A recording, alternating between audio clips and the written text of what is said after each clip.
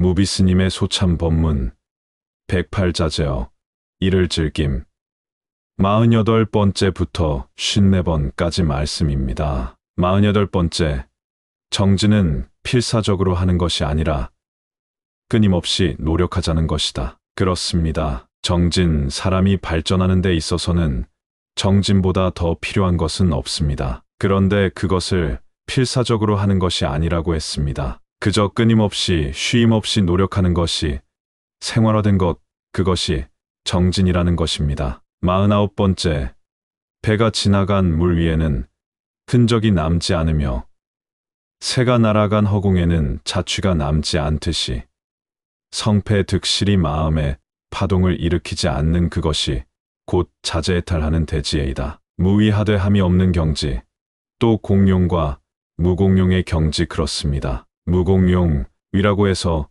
아무것도 안 하는 것이 아니라 배가 물 위를 지나가도 흔적이 남지 않고 가 허공을 날아가도 자취가 없듯이 가 어떤 노력을 했다, 또 남을 위해서 어떤 노력을 했다 하더라도 거기에 대한 어떤 대가성이라든지 아니면 생색을 낸다든지 하는 것은 아예 찾아볼 수 없는 그런 상태입니다. 그리고 성패와 득실이 마음에 파동을 일으키지 않는다. 내가 할 수 있는 노력을 했으면 됐지.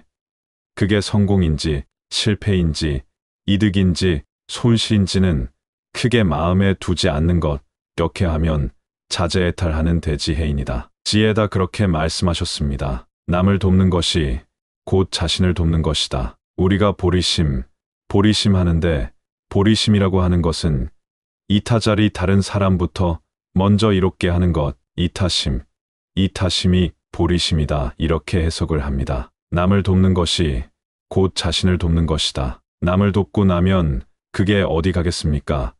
결국은 자기 자신에게로 돌아오는 것입니다. 자기 자신에게 돌아오는 것을 생각해서 남을 돕는 것이 아니라 그냥 남을 돕다 보면 결국 자기 자신에게로 그 모든 것이 돌아오게 되어 있습니다. 세상에 공짜란 없습니다. 기꺼이 뻔한 손해를 원하는 자는 어진 사람이며 모욕을 받고 남 모르게 손해마저 보는 자는 어리석은 사람이다. 기꺼이 뻔한 손해를 손해보는 줄 알면서 그 길을 가는 사람은 그건 어진 사람입니다. 몰라서 손해보는 것이 아니죠.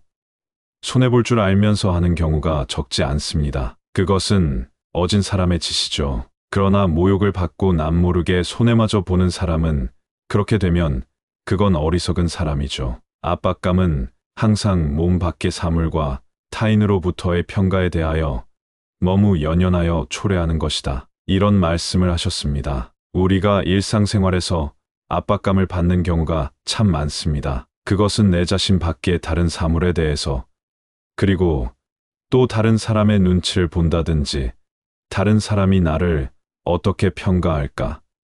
그런 문제에 대해서 우리가 늘 마음에 매여 있고 연연합니다. 특히 남의 눈을 의식하고 사는 사람들, 지나치게 의식하는 사람들이 덜어 있지요. 그런 경우를 말하고 있습니다. 은혜에 감사하는 마음으로, 은혜에 보답하는 마음으로 봉사에 임하면 권태와 피로를 느끼지 않는다. 우리가 무슨 일을 하든지 간에 늘 은혜에 감사하는 마음으로 저는 아침에 태양이 떠오르는 것을 보면서 태양이 이 세상에 제일 큰 은혜를 베푸는 존재구나. 일광보살님 감사합니다. 일광보살님 감사합니다. 모든 생명의 원천이 태양으로부터 왔으니까요. 늘 그렇게 감사합니다. 은혜에 감사하는 마음으로 또 은혜에 보답하는 마음으로 봉사에 임한다. 그러면 어떤 봉사하고 어떤 보살행을 하더라도 권태롭거나 피로를 느끼거나 하는 그런 일은 없다는 것입니다. 언제 어디서나 감사하는 마음을 지니고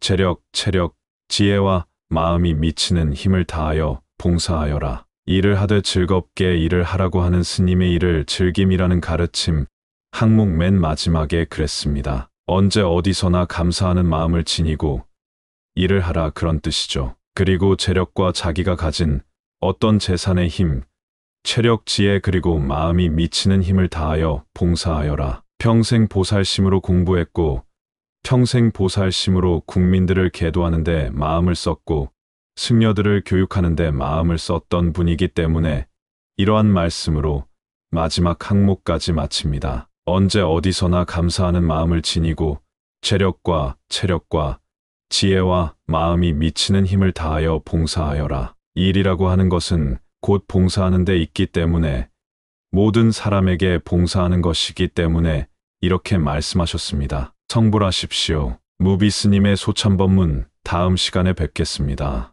나무 아미타불 관세음보살, 나무 아미타불 관세음보살, 나무 아미타불 관세음보살.